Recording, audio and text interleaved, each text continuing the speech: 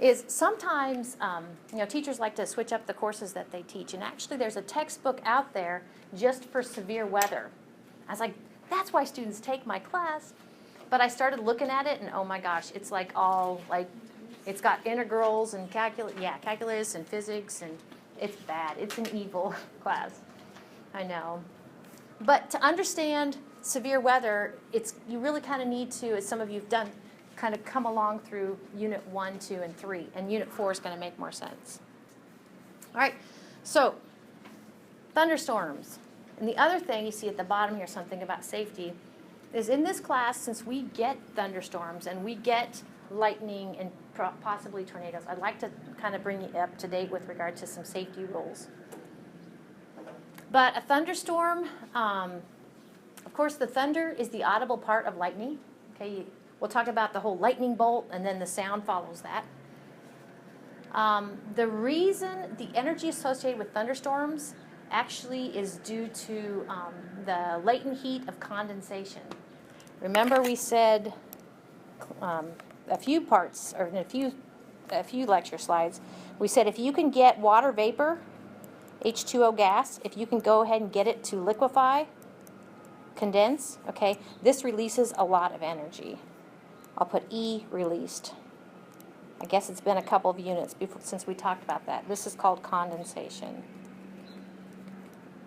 Condensation, of course, when it goes from a gas to a liquid, energy is released. And that actually is what is the crux behind the severity of your thunderstorms. We get thunderstorms from the type of cloud we talked about before, cumulonimbus clouds. Thunderstorms come from cumulonimbus clouds. And if you remember what a picture of a cumulonimbus cloud looks like, it's got this what we call crazy vertical development, very tall, okay? So that's kind of where we are. Let's take a look at, I can't remember what this link does. I've got, in this part, as you might imagine, I've definitely got a few videos that I want to show you. And this is one of them. Yeah, it's a myth. I think the idea is correct in that a tornado has a big old L, you know, and you would think that it's the low pressure that's doing kind of an explosion sort of thing about the difference between the pressure inside your house versus the low, but actually it's the winds that do all the damage. So it's a myth, but I can see where it came from, kind of. It's like a tornado busts your windows out of your house and you get hit by glass and those windows are open. Yeah, he didn't say that. The myth would be that you're going to be fine. You know, does it make sense? You know, I see where you're coming from. But I think, again, kind of what they're saying is it's not, the least of your problems might be the glass shards. Right. So I don't know. So you can go ahead and do it. I don't know. I'm not saying you don't do it. It's like that time Mrs. Snipes said I'm like, no. Yeah. If only I hadn't have listened. And then one other thing, they said that he said that the southwest corner, okay, so southwest, he said do not stay here because actually, and I have a slide that we're going to show that the twisters generally come from they generally move in a northeast direction. So that's why you wouldn't want to do that. But what I wished he would have said was to say then if you're going to hunker down anywhere in any corner, but and actually I have another safety thing that says avoid corners. If you can't go in your basement, go to an inner, and it kind of goes back to maybe the edges collapsing. You're supposed to go to like your bathroom. Yeah, if you don't have a basement, something inner.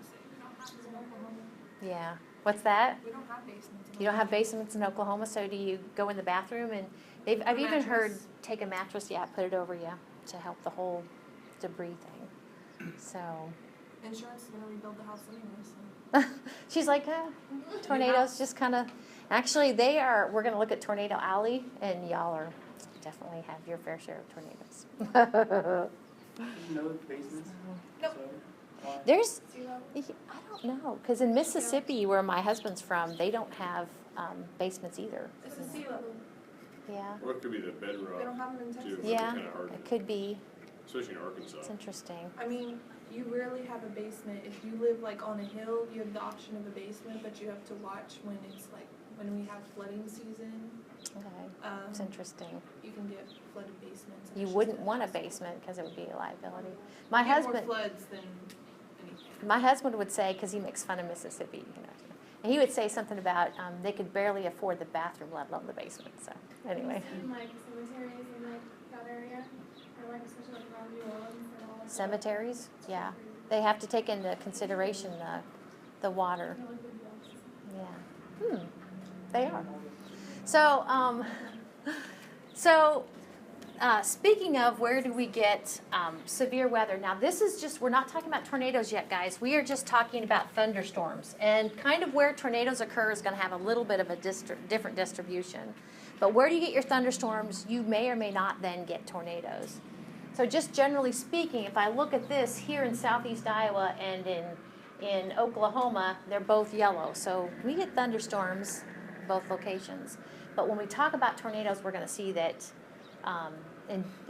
it breaks down a little bit different with regards to tornadoes. But you can also see Florida's got a higher. Florida, that's right. Florida definitely gets hammered. Now, why do you think Florida has more thunderstorms? They have hurricane season. They definitely have hurricanes too. Hurricanes embedded within hurricanes, and that's actually chapter 11.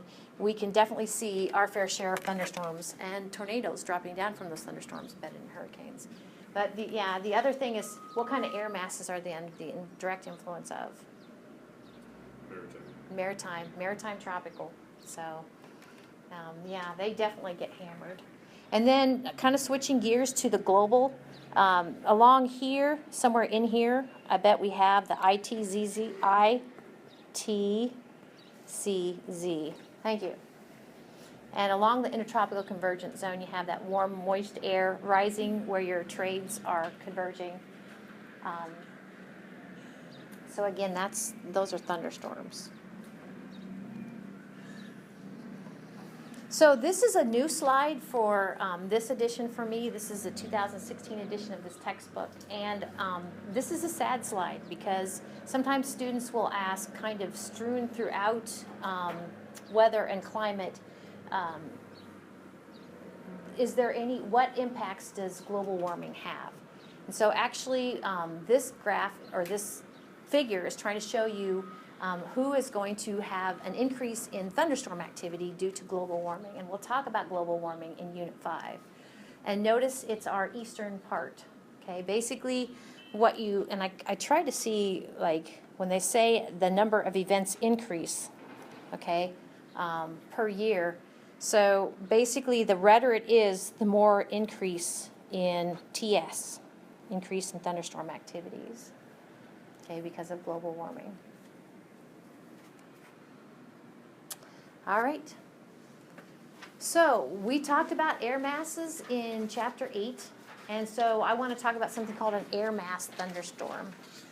And I told you, I think a minute ago, we're going to start with the tame ones. Air mass thunderstorms are generally tame, but just the idea it calls it thunderstorm means you're definitely going to have lightning. Okay, thunderstorm, you'll have lightning. So we're going to talk about an air mass thunderstorm. Of course, the type of air mass that would be most likely to create these kind of isolated thunderstorms, if you're isolated versus kind of a continuous in thunderstorm. In Wednesday, we're going to talk about how thunderstorms kind of gang together sometimes. But these are just kind of isolated. Maritime tropical air is your best type of air mass to create these. These three stages, if you want to put 1, 2, and 3 next to them, you can. So this is the life cycle. This 1 through 3 is the life cycle of a thunderstorm. And I'm going to kind of talk you through it, and then we'll probably call it a day here. But we have the cumulus stage of a thunderstorm, a mature stage of a thunderstorm, and a dissipating stage of the thunderstorm. And what I want to talk you through is just these, like I said, these tame ones. And this is an individual cell will have these 3 stages. And if you've ever looked out across maybe a thunderstorm system that's coming your way, if you can kind of pick out individual little peaks, like there's a peak here, a peek over here, the top of the clouds, okay? Maybe you have picked out actually 3 different cells, okay? So we're just talking about one cell. So pretty puffy clouds. I don't see anything too dangerous here. These might break up and dissipate, you know, as nighttime comes, as the day goes on, or they might go ahead and build. Okay. So we have cumulus clouds.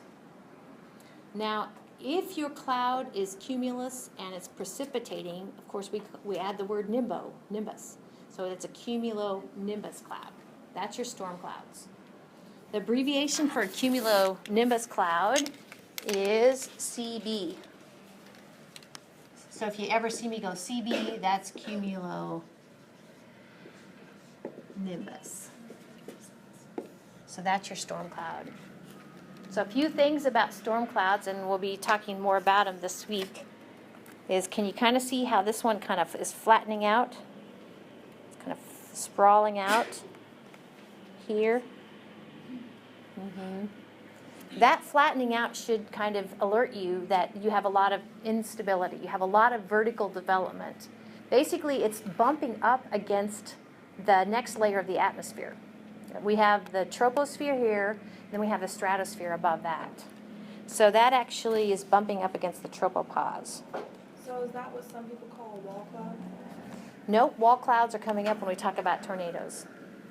A wall cloud is if you have a tornado, let's see if I can draw this. To me, a wall cloud is from the base. Let's see, how do I want to do this? If this is my cumulonimbus cloud, it's flattening out here because it's hitting the tropopause. If you have an extra bit of cloud from the bottom, so this is hopefully what you guys would say, this is the LCL, lifting condensation level. If you have a little bit dropping down right here, and I'll go ahead and make it nice and rectangular. If you have a little bit right here, that actually is your wall cloud. And it's an official wall cloud if you have a, what's this? Yeah, funnel, exactly. If you have a funnel extending down from there, then basically what has extended from the base of your cloud is the wall cloud. Yeah. Very good. So let's look at those 3 stages. Those 3 stages are important to, if you're experiencing a thunderstorm, maybe you can kind of see which stage you're in. The cumulus stage, there's no rain. Cumulus stage, there's no precipitation. Cumulus, and through these, through all 3 of these stages, what these figures do, if you ever see these red arrows going up, okay, that actually is the updraft. Red arrows going up are your updraft. And I don't know if today or Wednesday I'm going to show you actually associated with your updraft, and we actually call that inflow, if you want to go ahead and add inflow. Sometimes you'll be standing and you'll actually feel the air rushing up, feeding that cell. I know. It's like, oh my gosh, that's inflow. So the other thing this slide reminds you of, we said if you can get a chunk of air moving up and it cools to its dew point temperature, we call that the LCL. So here is the LCL right here, lifting condensation level. But I was noticing clouds over the weekend, and sometimes clouds, they don't have flat bottoms. They look kind of drippy. Sometimes clouds are kind of fuzzy. Maybe they're fuzzy because it's raining. But sometimes it's fuzzy just because it's an old cloud. It's been there a while and it's kind of. The more crisp, and this kind of, I don't know if you guys can kind of see how crisp this is. It looks like you could bite into it, and at Trainer, they call it like cauliflower. It's nice and crisp. Okay. This is also the same stage. This is cumulus. We only see an updraft. And now it talks about entrainment. And entrainment happens at the edges, just like the definition says. So at the edges, basically we can have kind of an exchange of dry air moving in. Now, if dry air moves where there's already liquid, what's going to happen is some of that liquid, switch to blue color, some of that liquid is going to go ahead and evaporate. L to G, that's evaporation. Okay, and as some of those liquid particles evaporate, you get an assortment of sizes. And it's a subtle thing, but when we talked about the collision coalescence process of raindrops getting bigger and bigger, an assortment of sizes actually is kind of setting the stage for you can get very large droplets. So one of the things about thunderstorms is if you've ever heard the water just drop all at once, yeah, they can kind of do that. This entrainment helps that. So notice what's different about this one from the previous slide. Look at the figure. What did we add now? We don't have just red lines, we also have blue. Yeah, blue coming down. So the red going up are updrafts, the blue coming down is a downdraft. So in the mature stage, not so surprising, in the mature stage, that's when you're going to get your precipitation. So I'd like you to kind of think of the precipitation as basically associated with the downdraft. Okay? So precipitation is liquid water, rain droplets falling from the cloud. Now, one of the things, once they get large enough, gravity goes ahead and takes hold and say, you're big enough, onto the Earth's surface. Now, as they fall, like this says, as they fall, basically those little liquid water droplets right here go ahead and just the falling through the air, they'll go ahead and evaporate some. And as they evaporate, actually that's a cooling effect. So here in the downdraft, we kind of create a shaft of not only precipitation, but also cold air. And one of the things we've talked about cold air is dense. So here we kind of have this whole water and cold and, you know, it just kind of feeds on itself. Okay.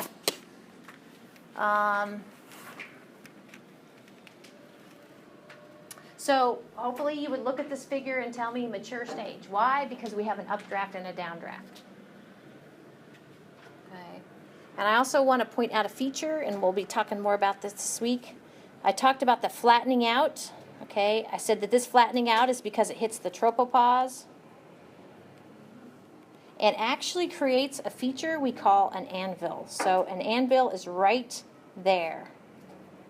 And actually, that's kind of a front anvil, maybe. And it actually has kind of another back anvil. All right. So one last stage, see if we can tell the difference here. So, of course, the difference here is we don't have red arrows anymore. It's all just a downdraft, yep. And this is called the dissipating stage. And the word dissipating means to kind of peter out. So at this point, it doesn't have its fuel anymore. Okay, it basically has relatively light rain. This is the dissipating stage. So we'll pick up here on Wednesday.